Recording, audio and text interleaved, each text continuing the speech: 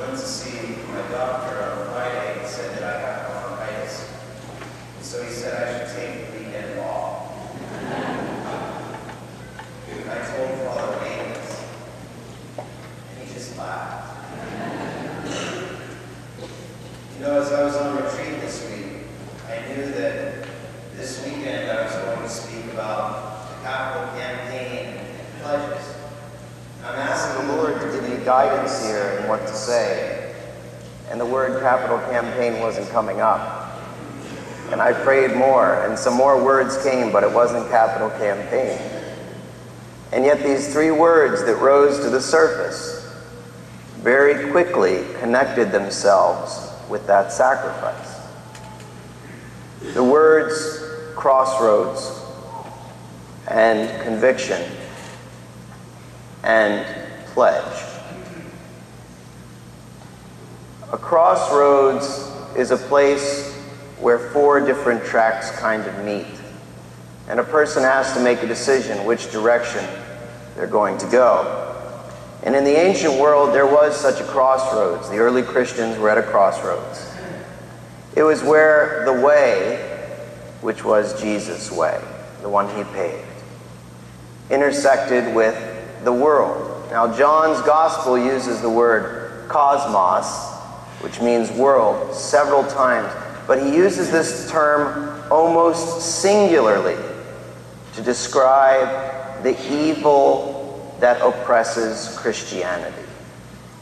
And so when John talks about the world, he's talking about this evil. And so Christians of the first century were at a crossroad, because they weren't in a bubble, they weren't on an island, they lived in the world, but they had to make the decision whether they were going to be of the world or in the world. There is a movie that came out, I believe, in the 80s, and it was called Crossroads. And it starred Ralph Macchio as a guitarist. And it's at this crossroads that he encounters the devil. And I would propose at any crossroads that evil is waiting there for us. I would propose that we too are now at a crossroads. We really are. And at this point, there is no room in the world, the cosmos, for lukewarm Catholics. There is no room in the church for those who waver in the faith in order to adapt some kind of ideology to their lifestyle. There's no more room for that. And this isn't coming from me. Listen to Isaiah. The people I formed for myself, that they might announce my praise. Yet you did not call upon me, O Jacob, for you grew weary of me, O Israel. You burdened me with your sins and wearied me with your crimes. It is I who wipe out for my sake your offenses. Your sins I remember no more. It's like he's giving us a second chance. Even though we've got to the crossroads and we took the wrong path, he's saying you can always turn back. I'm giving you a second chance here. But we must be convicted. St. Paul says it. He says that the word of Christ was not yes and no. The word was yes. Unequivocally yes, again and again and again. And so that means yes with everything I do for my Lord. Yes, even when it's uncomfortable, because I trust. Yes, even when those who make up the church have failed me, because I have hope. Yes, when I want to do what I want to do, because I am obedient. And yes, when I know that I will incur some sacrifice, because I love.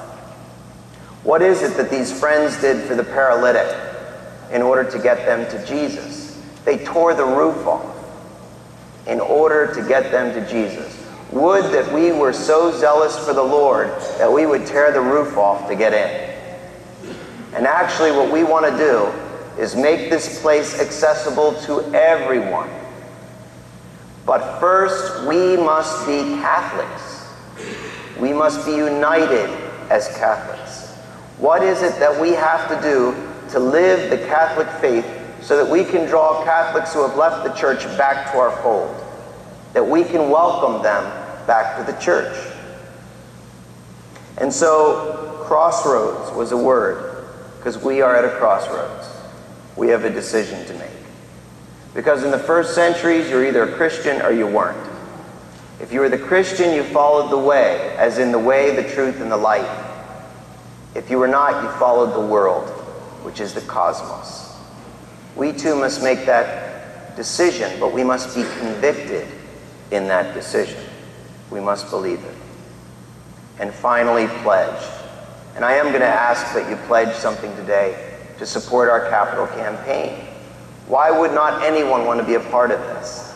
And certainly we had a wish list that went above $12 million, but we had to come down and say, not what do we want, but what do we need?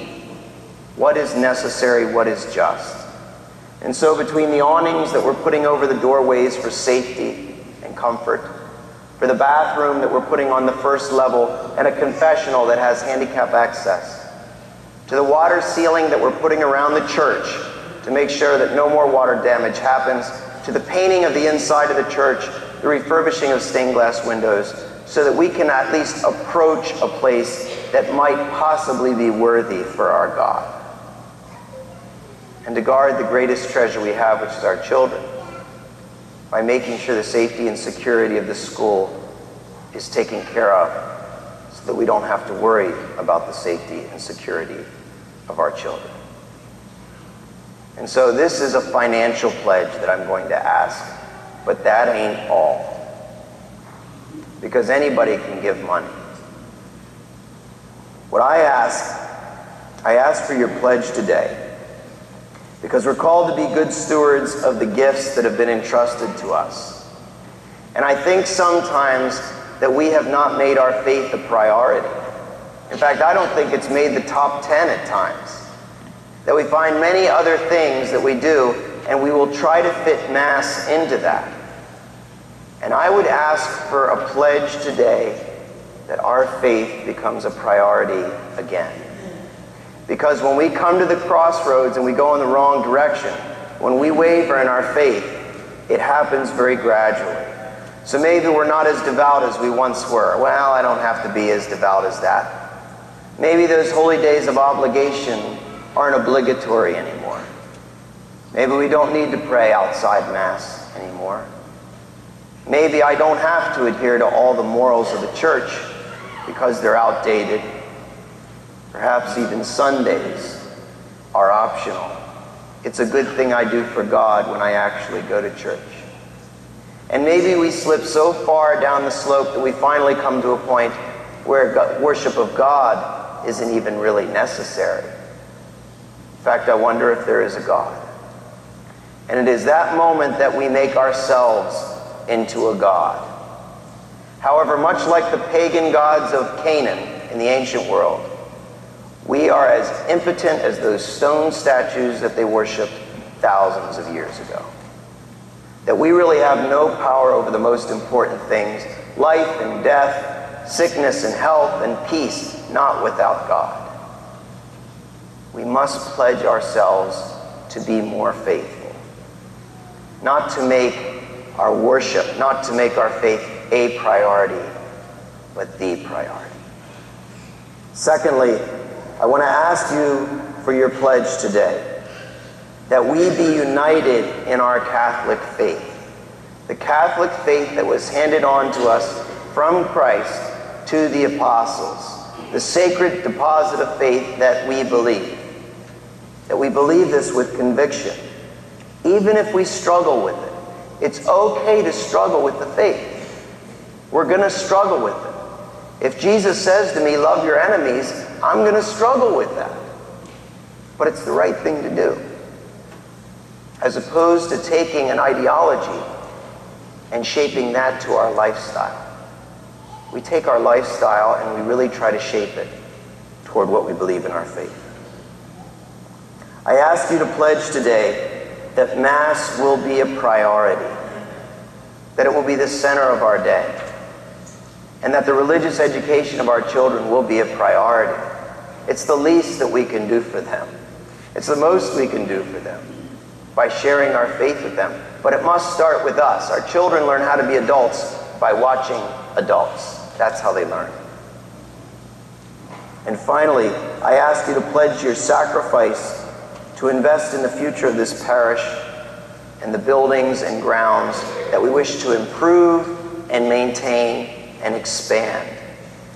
So many made sacrifices in the past so we can enjoy this today. We want to make sacrifices now so that future generations can enjoy this, because we are growing. There are schools that are closing in Philadelphia. Our enrollment is going up.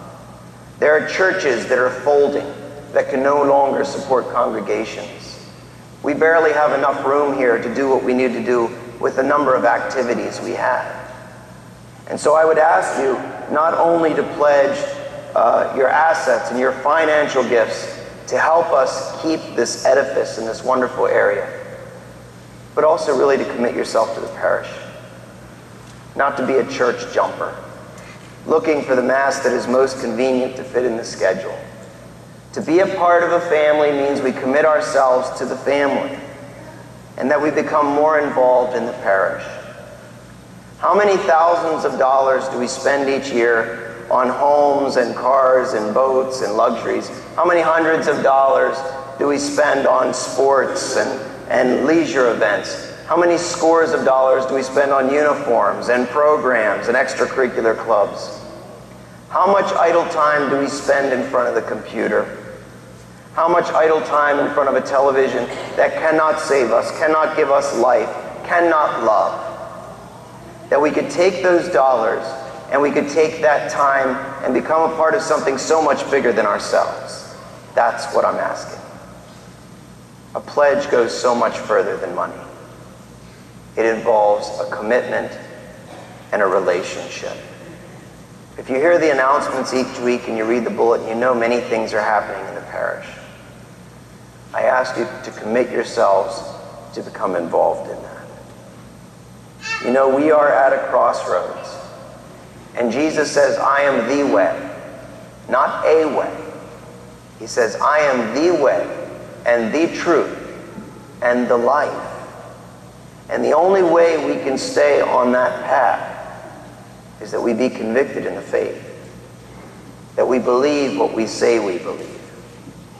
And so I'd ask you in a special way this weekend to pledge not only what I'm going to ask you in a few moments, but to pledge your time, to become involved in this wonderful, wonderful family that we call our parish.